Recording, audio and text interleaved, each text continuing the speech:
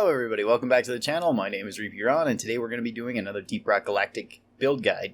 This is going to be for Stubby, the SMG for Engineer, which is a pretty fun weapon to play around with once you have the overclocks. We're going to be going over each of the overclocks. I'm going to be showing you the builds that I use with them. These aren't necessarily the most well optimized, they're just the builds that I use. So let's begin with the clean overclocks, starting out with super slim rounds. I really like this one. This one gives you 5 more magazine and 20% reduction in base spread, so your gun is more accurate and you have more bullets. This one, like a lot of the clean overclocks, can work with really any build that you want to go with it. Usually I build Stubby in one of two ways. Either I go with more of ammunition and just trying to deal damage with it, in which case in tier 1 I usually go with expanded ammo bags. In tier 2 I will usually pick high capacity magazines, although you don't need that with this one. So if you want to go with the recoil dampener you can, or with the improved gas system you can. Any of these are really good with this particular overclock. In tier 3, I usually go with expanded ammo bags to give me even more ammunition. In tier 4, I go with hollow point rounds. And in tier 5, I go with high capacity magazine tweak. This makes it so we have 65 rounds in our magazine. We have 660 extra bullets. We can sustain ammo for quite a while. You can kill most enemies fairly fast. This works really well with this build. The other way that I build Stubby is going with more of a status affecting build. You could go with upgraded capacitors. That works really well because that makes it so you're more likely to electrocute enemies.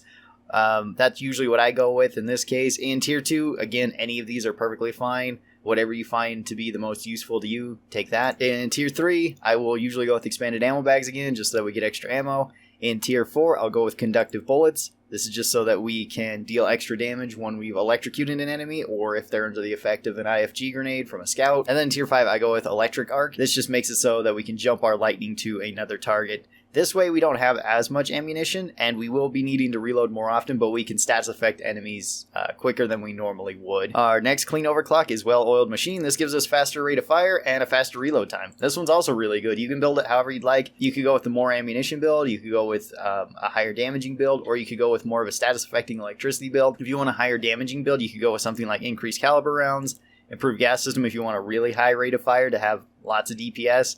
Probably expanded ammo bags, because I don't think you need even more damage with this. You're probably going to use more ammunition this way. Hollow point rounds, and then high capacity magazine tweak. That works just fine. Again, you could go with the same build that we did for the first one, or you could go with the electric build.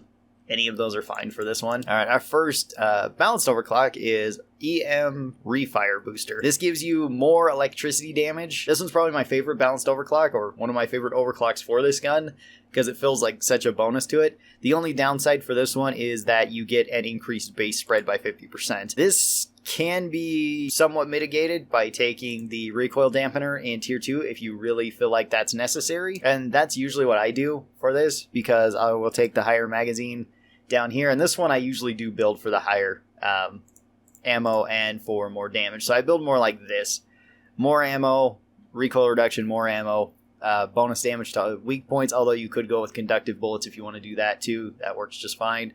And then high capacity magazine tweak. I have used this with the more electricity focused build, and it works fine. I don't really have a problem with it, but I don't find it as fun to use as this one. Alright, our next balanced overclock is lightweight rounds. This gives us more ammunition. We lose out on 1 damage and we lose out on 2 rate of fire. Losing out on the damage doesn't matter too much. The gun already doesn't do that much damage, so losing out on 1 shouldn't affect it that much. And I will take this one if I'm going with a more specialized build, like if I'm going with the Fat Man grenade launcher. And if I'm doing that, I usually run this just for ammo, because I'm going to be using this a lot more often. So that would be expanded ammo bags. Honestly, any of these in tier 2 work just fine. I usually go with the high capacity magazines, but going with improved gas system works too, and recoil dampener is always nice. Tier 3, I usually go with more ammo, because we're just going to be using a lot of bullets with this.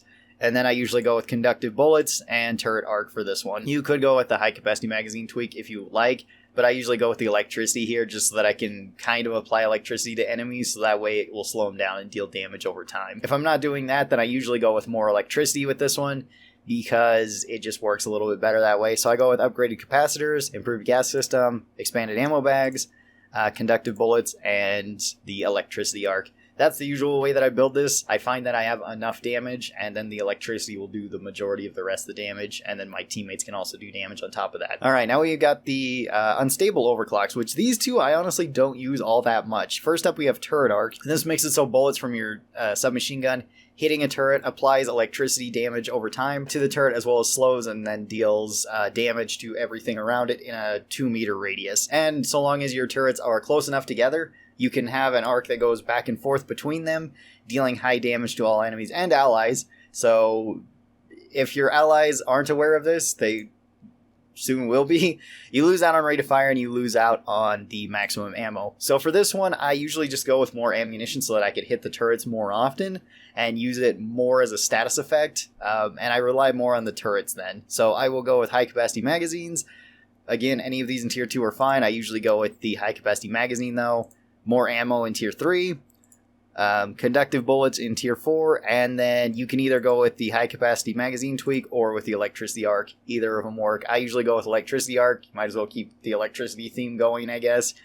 And this is the way that I use it.